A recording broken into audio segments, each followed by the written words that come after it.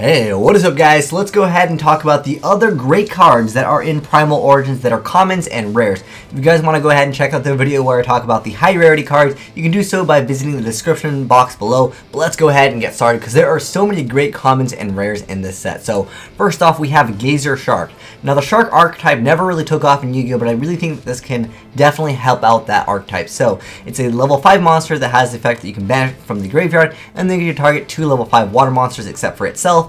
And then you get to special summon them, and then you go for a water XYZ immediately. What you'd want to do with that is go ahead and make Freezerdon, and then from there what you'd want to make is Full Armored Crystal Zero Lancer, which is a card not out yet, but basically it's a Maestro that has relatively large attack, and then it protects itself. So this card is actually really good. Next up, we have some more support from Bottom Boxers, but I feel like Bottom Boxer Veil is kind of one of their better cards for support. It's when you take battle damage, you can special summon this card from your hand, and if you do, gain life points equal to the damage you took. So therefore, you're kind of stopping that damage, as long as you can take the damage initially. Because if you already take the damage and that's going to make a game, then yeah, that's too bad for you. But nonetheless, if you're able to get out this card, hey, it just means making Yoke faster and more times. Next up, we have all the other artifacts. Now, the sword is the only one that is super rare, to my knowledge right now, unless they happen to surprise. We change them all to like ultra rares. But for the most part, the deck is kind of expensive still, even though the other ones are commons. Pretty much all the ones that were common, I didn't feel like it was necessary to mention them. I just figured we'll mention them all in one, because basically they do the same thing. They just special summon. Each one of them has a different effect, and there are so many other ones. I figured we'll just keep it short and just talk about just one of them, because the rest are commons as well, except for the sword. Next up, we have the Sylvan Cherub Sprout. This allows you to special summon, when this card is special summoned, you get to choose 1 or 2, then excavate that many cards. You should just say you could excavate up to 2 cards. Like, why do I have to choose either 1 or 2? What happened to the up to, which means 1 or 2 anyways? I don't know. Yu-Gi-Oh has to be as confusing as possible. But nonetheless, he also has the other effect that if this card is excavated and sent to the graveyard, you can special summon 1 level 1 plant monster from your deck. So that's actually a pretty good effect. Getting copy plant from the deck lets you go into like a lot of different things also. Not a bad card, you know, also when it's special summoned. Next up, we have Ghosttrick Doll, which can allow you to do shenanigans. Ghost Tricks are all about the shenanigans. So this card allows you to change it. Well, it's once per turn you can change this card to face down defense position, just like pretty much most of the Ghost Tricks. And then when this card is flipped face up, during this card's end phase, change all face up monsters on the field to face down defense position. Then you can special summon 1 Ghost Trick monster from your deck in face down defense position, whose level is equal to or less than the total number of monsters changed to face down defense position. So could allow you to go for any Exceed plays. Next up, we have Nope Penguin. I love this card's artwork. It just has a penguin that says nope, nope, nope, nope, nope. And it's during either player's turn when the effect of a penguin monster is activated, special summon this card from your graveyard. You can only use the effect of Nope Penguin once per turn.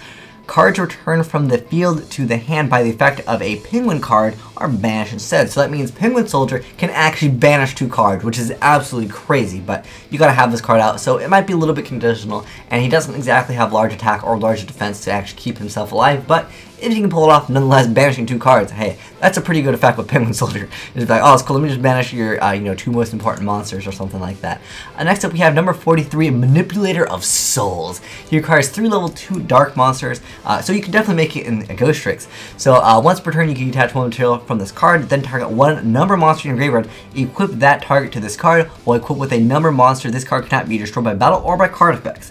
Once per turn, when you gain life points, you can have this card gain attack equal to the amount of life points you gain, also inflict that much damage to your opponent. So, hey, that's pretty cool. You get some burn damage, and you get to heal, and on top of that, you also get to gain attack. I mean, can you ask for more from this guy? Next up, we have Galaxy Charity, which is basically a draw power card. I don't know why they call it Charity. Sylvan Charity is like original Charity. This is like not that great, but anyways, it's well, it's an okay card, but it's not that great for the word to have it have charity in it. But anyways, you control a Galaxy XYZ monster, you get to discard 1 card, draw 2 cards. If you activate this card, half all damage your opponent takes for the rest of this turn, and you can only activate 1 per turn. So Graceful Charity is still the triumph of the best draw power. Next up, we have Boojum Intervention. So You get to target one Boojum monster on the field, and then when it destroys a monster by, well, it's until the rest of the turn. Each time it destroys a monster by battle, whose current attack is greater than or equal to the targeted monster's original attack, and sends it to the graveyard, banish the destroyed monster, and if you do, banish all monsters from your opponent's hand, main deck, extra deck, and graveyard with the same name as the destroyed monster had in the graveyard. So that's pretty good. Getting rid of, you know, key cards in your opponent's deck can definitely change the game around. Plus, being able to see what they have to get that verification is always good too. Being able to see their hand, you know, and seeing their entire deck for verification purposes is always a plus on your end. If you can predict what your opponent has, or, you know, play around what they have in their hand, it always gives you that extra advantage. Next up, we have Diamond Core of Quacky Mirror. This is what really Quacky Mirror is needed, and I'm so glad this isn't a secret rare, because Quacky Mirrors, yeah, that was an archetype that it sounded really good. It sounded like it was super anti-meta, but then it just lost to meta anyways, because they really needed this card. They needed something to search the Quacky Mirrors and or the Iron Core. So it's you can add one Quacky Mirror card from your deck to your hand, except for a copy of itself. Otherwise, that'd be really easy to just get a bunch of searches up. Plus, it has another utility. You can banish this card from your graveyard. This turn, Quacky Mirror's monsters you control cannot be destroyed. That means by card effect or by battle. So that's really good, because you can go Urnite and you can keep on, you know, kind of overextending without having that fear that your opponent is going to torrential you and then you're going to lose all that advantage. So that's really good. Next up, we have Scrap Factory. I actually did a video showing off how pendulums can work really, really well with Scrap Factory. If you guys want to check that out, link down below in the description box. But this card is really going to help Scraps out so much. Even if you don't want to be playing the pendulum variant of Scraps, this is still an excellent card for the deck. Opens up a lot of explosive plays. Next up, we have Jackpot 7. Now, there's lots of other win conditions from this. There's a Dark Scorpion OTK with Jackpot 7. There's probably other ways to actually win, but it's a new win condition card, so I think that was, you know, worthy of mentioning. Next up, we have Boojum Incident, which basically banishes all, well, its effect is it returns all monsters on the field to the hand, which basically means that your opponent, well, if they have Echoes and Synchros, that means it gets rid of them, so that's really good. And then on top of that, neither player can summon monsters until like the end of the second end phase after activation. So basically, if the Boojum player is about to lose, they activate this, they can come right back into the game. So that's basically what Boojum Incident does. Next up, Evo Singularity. It's surprisingly to see some ports for like the evil tiles and the evil swords, but anyways, you can target one evil tile and one evil sword monster in graveyard, special summon one evil sword monster from your extra deck, and if you do, attach those targets as material. So that's pretty good. I mean, there's a lot of great evil swords like Logia and Dolka. Those cards can just wreck certain decks, and I guess they're going to be coming back in the game. But I felt like, you know, there's a lot of players right now running Breakthrough Skill, which can definitely devastate both of those cards. I think Breakthrough Skill is going to see a lot more play now, because stopping your opponent's monsters basically twice is going to be really good, especially if you ever played against Macro Rabbit or Dino Rabbit. Breakthrough Skill was a fantastic card, but I felt like it came way too late. Like that, after they dominated, they're like, okay guys, we'll go ahead and we'll put Rabbit to 1, and then we'll give you, I don't remember the exact date when it was, Cosmo Blazer is when the Breakthrough Skill came out, but I felt like it came out just a little bit too late. If it came out a little bit earlier, it would have been a much better card. But next up, we have Try and Guess, which is basically used for a Nurse Burn. If you guys want to check out how this is used, you can check so in the description box below. I'll put a link to the video where you can see how this card is used. Basically, it just inflicts 3,000 damage to your opponent. It's pretty good. Next up, we have 100-Footed Horror. Whether you're playing a skill drain deck or just wanting to have another level 7 monster, because I thought, well, you know what, dragons can definitely utilize this, because it's just a level 7 monster that you can just normal summon, and sometimes that's what you needed. For a while, we had Fog King. He was a card that you just played because you could normal summon it without tributing, and that card was, at one point, it was like 30 bucks, and then like it dropped down because everyone's like, well, we don't really need them because Dragon Rulers are the way to go if you want level 7s, but nonetheless, I mean, it's a level 7 monster you can summon. If you're playing a skill drain deck, you can utilize that as well.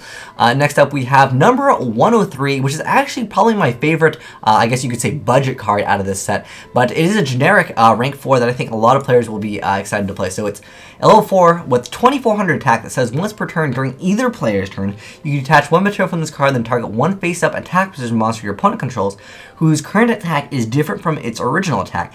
destroy, and if you do, you get to draw a card. I felt like this card just came out a little bit late because I'd say Fire Fist, they're still a thing, but they're not as hot as they once were, and this would absolutely devastate Fire Fist because that means I get to pop 2 cards and then draw 2 cards, and that's free advantage, and Wolf Bark is that one. That's really what made Fire Fist players sad, but there's still different variants. There's still Soul Charge, so Fire Fist still might be around, but for the most part, well, you can't really use this. Well, you could try to use it against Boojums, but more than likely they're going to be like, no, you can't do that because, first off, Kaiser Coliseum will probably prevent you from getting this card out in the first place, and a lot of other things. But nonetheless, I think it's just a great card. Just any deck can play it, and if they happen to increase the attack of one of their cards, you can just be like, oh, nope, I'm going to destroy it and get to draw a card. And what's cool is it doesn't have to send it to the graveyard, which is something that is just always plus. Next up, we have Mecha Phantom Beast O Lion. This is basically what they kind of needed, I would say, because you just get a token out, and that really helps them. Sometimes their plays, they get ruined by like Effect Failure, but, well, actually a lot of times their plays get wrecked by Effect Failure, but nonetheless, it just allows them to get a token, and then, where is the other effect? If this card is sent to the graveyard, which can be from any effect, so that means, well, it just has to be sent to the graveyard. It doesn't have to be sent from the field to the graveyard, yeah. So I remember some player played this, and he did some combo with like 1-for-1, and it was pretty good, yeah, he made an extensive play. I don't remember if he discarded this, but I remember 1-for-1 was involved and he made a pretty nasty field. But nonetheless, it's a pretty good card. Next up, we have and the Band Played On, which is basically an anti-meta card. I love when anti-meta or side deck cards are commons, because I think that that's what we really want. We don't want secret rare commons. Secret rare commons. Yeah, secret rare commons in new rarity. We don't want secret rare side deck cards, because, sometimes they can get kind of expensive. This is a continuous trap card that says, neither player can special summon monsters with the same level as a monster they control. Neither player can special summon monsters with the same rank as a monster they control. So that really says, you know what, no more, XYZs is really what it means. It can stop some synchro decks, but a lot of decks generally go for a level 4 monster, that then special summon another level 4 monster, and then from there they go for a synchro, XYZ, whatever. And that will kind of stop it. Next up we have Traptrix Diona. Anyways, it's unaffected by whole cards. Whole normal trap cards. When this card is normal summon, you can target 1 Traptrix monster in your graveyard, special summon that target in face-up defense position, and then when this card is special summon, you can target one whole normal trap card in your graveyard, set that target, banish it during the end phase of your next turn. You can only use the effect of Diona once per turn. So that's pretty good, and basically the Band Played On basically stops her. Next up we have Phonon Pulse Dragon, which will basically help you make Quasar even easier if it wasn't easy already to make, because Soul Charge is already available in the TCG. Now, this is different from the OCG because they might need this card more than we do, but we have it all. So I feel like Soul Charge just makes Quasar so easy to pull off. Next up we have Rose Archer, and I was thinking maybe I might try this in Sylvans. Now, unfortunately, it is not a plant, but it's during either player's turn when an opponent's trap card is activated. If you control a plant-type monster, you could send this card from your hand to the graveyard and negate that activation if you do destroy it. So that has a lot of utility. Hey, if you're playing plants and your opponent activates Gear, nope. And if your opponent is going to activate Torrential or something like that, you'd be like, nope. I think that this card is really good in one aspect, but the problem is, I don't know how well it works in that whole excavating aspect. Maybe some players will tech one as just like one of those things, but I feel like Wiretap is just so much better as a card. But, hand traps are always good in the game of Yu-Gi-Oh! Next up we have, this is crazy. This is a common. I was like, yo, Konami hooking us up with those good XYZs that are commons. So it's a generic level 9 monster that has multiple different effects that you can activate once per turn. So it's, you get to banish 1 card wherever. Basically, hand, your opponent's hand, they're on the field, they control, or the top card of your opponent's deck, which can mean that the Archfiend, Infernity Archfiend, if they top deck that, you'd be like, nope, they're gonna banish that thing. So that's pretty good. But yeah, this card is actually really good. I'm so glad that it's common. At least we have one good common XYZ to look forward to, other than that other one that I talked about where it like pops cards when it changes the, whatever their attack is different from its original attack. Next up, I love the name of this card. It's Ghosttrick So Cute Boss. It's actually supposed to be Succubus, but I think that the TCG doesn't like some of the names. But this is a good touch to it. The Ghosttrick So Cute Boss. But there's actually a really cool build of this that I saw on Yu-Gi-Oh! For Real Men. He does a lot of really crazy combos, and basically he makes it so the opponent can't even have any monsters. So let me go ahead and read its effect and I'll explain what happens. So If you control another Ghosttrick monster, your opponent cannot target this card for an attack. Once per turn, you can detach one material, then target one face-up monster on the field with attack less than or equal to the combined attack of all Ghosttrick monsters on the field, destroy it. And if you do it, as long as you control a Ghosttrick monster, the destroyed monster's monster card zone cannot be used. So basically, you're able to, you can use things like Ground Collapse, Ojama Trio, and what you're able to do is you're going to make it so your opponent can't even summon, period, or set, because all the zones are actually filled, and they can't actually do anything. And then lastly, but not least, we have one of the craziest comments here. I was like, whoa, Konami again hooking us up. So this is number 42, Galaxy Tomahawk, and it requires 2 level 7 monsters, and its effect is that you can detach 2 materials from this card, then special summon as many Battle Eagle tokens as possible, and they actually have 2,000 attack, and the downside is, but destroy them during the end phase of this turn. Your opponent also takes no further battle damage this turn, but Konami forgot to actually change that to damage, so there is still FTKs that you can pull off with Galaxy Tomahawk. And I'll actually put a video link down below in the description box for this combo as well. So anyways, guys, let me know what is your favorite common card or rare card out of this set. Personally, for me, I think that what I'm actually excited for is that, what is that? I don't remember the XYZ's name. It was that one that lets you pop anything. It's a generic one. I'll find it. Hold on. Oh, there it is. There it is. Number 103. I think this card is really good. I mean, it's a generic, and if anything changes, its attack. I'm trying to think of any way I can really utilize this card. There's a card called Pumpkin Princess or something like that. I was thinking about making a deck that totally revolved around Pumpkin Princess, and as well as number 103. So that's going to be a deck that I'm excited to play, and I'm also excited to play some Sharks, because I feel like Sharks no one played Sharks, so I'm going to go ahead and make a Shark deck. I'm going to make a 103 Pumpkin Princess. I'm so stoked to play a bunch of different decks. But anyways, let me know what archetype you guys are most excited about playing. I think Sylvan's is going to be a pretty hot deck, as well as Modolches, just because they are cute. But anyways, thanks for watching, guys, and again, if you want to check out any of the combos I mentioned, link down below in the description box, or if you want to check out the best cards to pull, that will also be in the description box. But thanks for watching, guys. Good luck at Sneak Peek, and I hope you guys win that mat that you get for participating. But thanks for watching. Asian Eyes signing out.